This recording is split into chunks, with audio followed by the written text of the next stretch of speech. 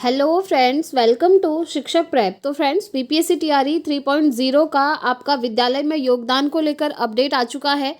आप जानते हैं कल जो है नियुक्ति पत्र मिल चुका है बहुत सारे स्टूडेंट्स को, और जिनको नहीं मिला है अभी तक उनके लिए यहाँ पर बहुत अच्छी अपडेट आई है। रीअपलोड अंतिम मौका, और साथ ही साथ सप्लीमेंट्री रिजल्ट को लेकर भी यहाँ पर अपडेट आया है, और ये जो है फेवर में आया है फ्रेंड्स सप्लीमेंट्री रिजल्ट के। साथ ही साथ टीआरई 4 को लेकर भी यहाँ पर अपडेट आ चुका है। तो चलिए सारी जितनी भी इन्फॉर्मेशन है उनको हम 1 बाय 1 डिटेल में समझते हैं।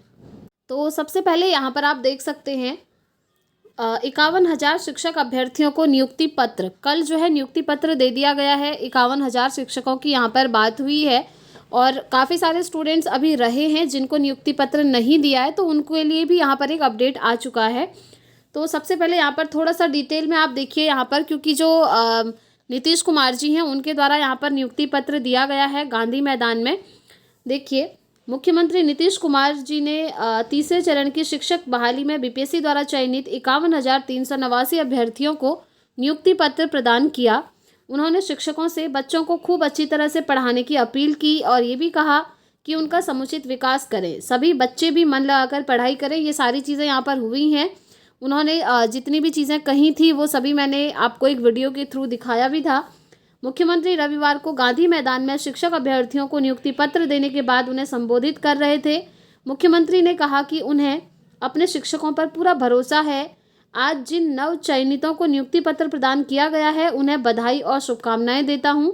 आप सब खुश रहें, मुस्कुराते रहें और बेहतर ढंग से अपनी जिम्मेदारी को पूरा करें। तो ये सारी चीज़ें कल उन्होंने कही थी, और जितने भी स्टूडेंट्स को नियुक्ति पत्र मिला है उनके कमेंट्स भी आए थे, तो उनके द्वारा भी ये चीज़ें बताई गई थी। उन्होंने कहा कि बीपीएससी द्वारा आयोजित परीक्षा में 42,918 हेडमास्टर भी चयनित हुए हैं, जिन्हें अगले महीने नियुक्ति पत्र यहाँ पर दिया जाएगा।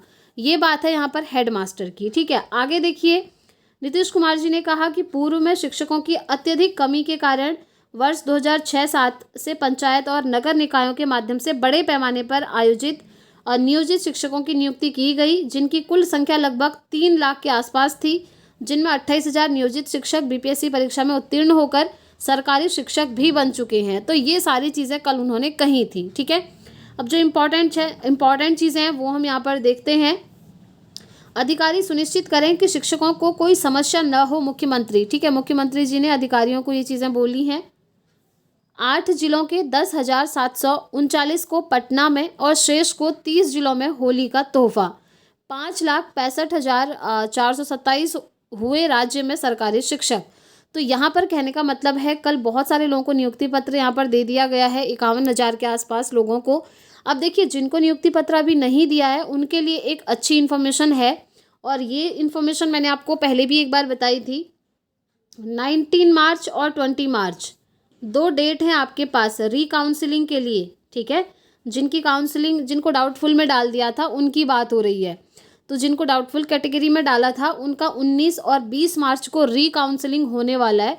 पहले तो ये लगा था फ्रेंड्स कि जितने भी डाउटफुल वाले कैंडिडेट हैं शायद उनका रीकाउंसलिंग हो जाएगा, उसके बाद सभी को एक साथ नियुक्ति पत्र दिया जाएगा, लेकिन ये चीज़ नहीं हुई, क्योंकि जिनका सक्सेसफुली काउंसलिंग हो चुका था उनको नियुक्ति पत्र दे दिया गया है। तो जिनका अभी काउंसलिंग रहा है, चाहे वो किसी भी रीज़न से रहा हो, जिन्हें डाउटफुल में डाला था, तो उन्हें 2 दिन का यहाँ पर मौका दिया गया है। एक आपका 19 मार्च को और एक 20 मार्च को रीकाउंसलिंग के लिए। ठीक है, 19 मार्च को दिया गया है 1 to 5 और 6 to 8 को रीकाउंसलिंग का, और 20 मार्च को दिया गया है आपका 9, 10th और 11, 12th को। तो इन डेट्स पर आप अपना रीकाउंसलिंग ज़रूर से करवा लीजिएगा, और जैसे ही आपकी रीकाउंसलिंग हो जाएगी उसके बाद आपको भी नियुक्ति पत्र वितरण कर दिया जाएगा। ठीक है, उसके बाद बात करते हैं विद्यालय आवंटन की। तो देखिए, जो विद्यालय आवंटन है यानी कि स्कूल अलॉटमेंट है, वो अभी किसी को भी नहीं हुआ है, क्योंकि जस्ट कल ही नियुक्ति पत्र मिला है। तो स्कूल अलॉटमेंट के लिए आपको बहुत जल्द शिक्षा विभाग की तरफ से ऑफिशियल नोटिस दे दिया जाएगा, और जैसे ही आपको नोटिस आता है स्कूल अलॉट का, तो उस टाइम पर आपको वहाँ पर जाना होगा। आपकी 15 डेज़ की ट्रेनिंग होगी, और पूरा प्रोसेस आपका वहाँ से स्टार्ट हो जाएगा। ठीक है, तो आप रेडी रहिएगा 15 डेज़ के ट्रेनिंग प्रोसेस के लिए, और कभी भी आपको नोटिस आ सकता है शिक्षा विभाग और बीपीएससी की तरफ से। तो अगर आप चाहें तो ऑफिशियल वेबसाइट पर विजिट करते रहें, या फिर फ्रेंड्स आप इस चैनल को भी सब्सक्राइब कर सकते हैं, ताकि जैसे ही अपडेट आएगी ना तो आपको इस चैनल के माध्यम से सारी इन्फॉर्मेशन दे दी जाएगी। ठीक है, अब हम बात करते हैं यहाँ पर आपका जो सप्लीमेंट्री रिजल्ट आने वाला है उसको लेकर, कि क्या इस बार सप्लीमेंट्री रिजल्ट आएगा या नहीं आएगा। क्योंकि देखिए फ्रेंड्स, सप्लीमेंट्री रिजल्ट आपका TRE 2 में तो आया ही नहीं, लेकिन इस बार आने की पूरी पॉसिबिलिटी है, क्योंकि जितने भी आपके मल्टीपल रिजल्ट आए हैं उन पर आपका सप्लीमेंट्री बनेगा ही बनेगा। और जैसे ही सप्लीमेंट्री आता है तो बहुत अच्छी अपॉर्चुनिटी उन कैंडिडेट्स के लिए हो जाएगी जिनका 1-2 नंबर से रह गया है, या फिर जिनका डेट ऑफ बर्थ की वजह से रह गया है। क्योंकि आप जानते हैं जब टाई ब्रेकर का रूल लगता है तो वहाँ पर काफ़ी सारे लोग इसलिए बाहर हो जाते हैं क्योंकि DOB की वजह से एज में वो कम होते हैं तो उन्हें बाहर कर दिया जाता है, और जिनकी एज ज़्यादा होती है तो उनको वहाँ पर सिलेक्शन दे दिया जाता है। तो इसीलिए DOB की वजह से बहुत सारे लोग रहे हैं। साथ ही साथ 1 या 2 नंबर से जिनका सिलेक्शन रुका है उनके लिए भी सप्लीमेंट्री रिजल्ट एक बहुत अच्छी अपॉर्चुनिटी होगी।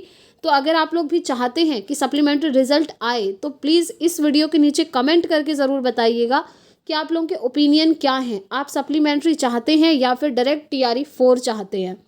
क्योंकि मैं देख रही थी बहुत सारे स्टूडेंट्स ये भी कमेंट्स कर रहे थे कि अगर सप्लीमेंट्री आता है तो TRE 4 में डिले हो जाएगा। बट ये भी तो देखिए ना कि सप्लीमेंट्री रिजल्ट में बहुत सारे लोगों को फ़ायदा होगा, काफ़ी सारे स्टूडेंट्स का फिर से सिलेक्शन हो जाएगा इसी बार TRE 3 में ही, सप्लीमेंट्री में। ये चीज़ भी तो है ना। लेकिन कुछ लोगों का कहना था कि अगर सप्लीमेंट्री आता है तो TRE 4 फिर डिले हो जाता है, फिर हमें अपॉर्चुनिटी नहीं मिलेगी।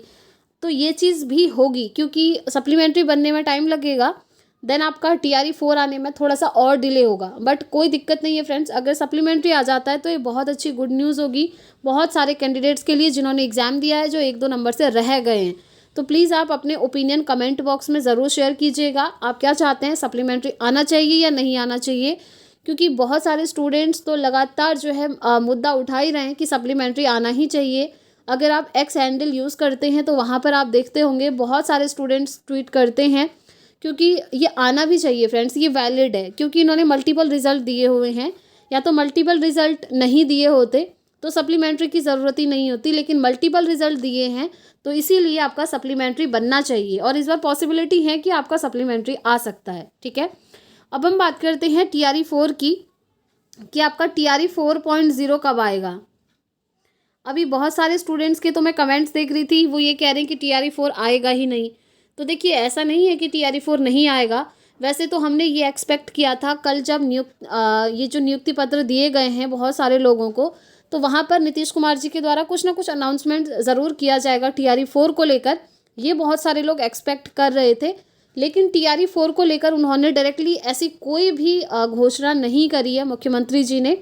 लेकिन इसका मतलब ये नहीं है कि TRE 4 नहीं आएगा। TRE 4 आपका आएगा फ्रेंड्स। TRE 3 का प्रोसेस जैसे ही कंप्लीट होता है ना, 1 महीने का टाइम आप मानकर चलिए, सभी डिस्ट्रिक्ट से आपका रोस्टर क्लियर होगा और उसके बाद TRE 4 भी आपका आएगा।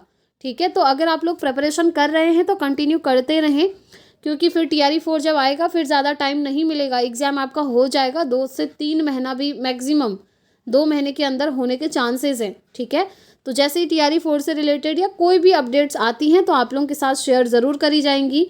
और वैसे भी फ्रेंड्स आपका KVS और NVS भी आपका 2025 में आने वाला है। KVS, NVS और साथ में DSSS भी, ये 3 तो आपके आने ही वाले हैं। तो आप प्रिपरेशन करते रहें, क्योंकि इनके लिए कुछ आपको एक्स्ट्रा नहीं पढ़ना है। अपना सब्जेक्ट आप पढ़ ही रहे होंगे, GS, हिंदी, इंग्लिश वगैरह आप पढ़ रहे होंगे, तो ये सब आपको इधर भी काम आने वाला है।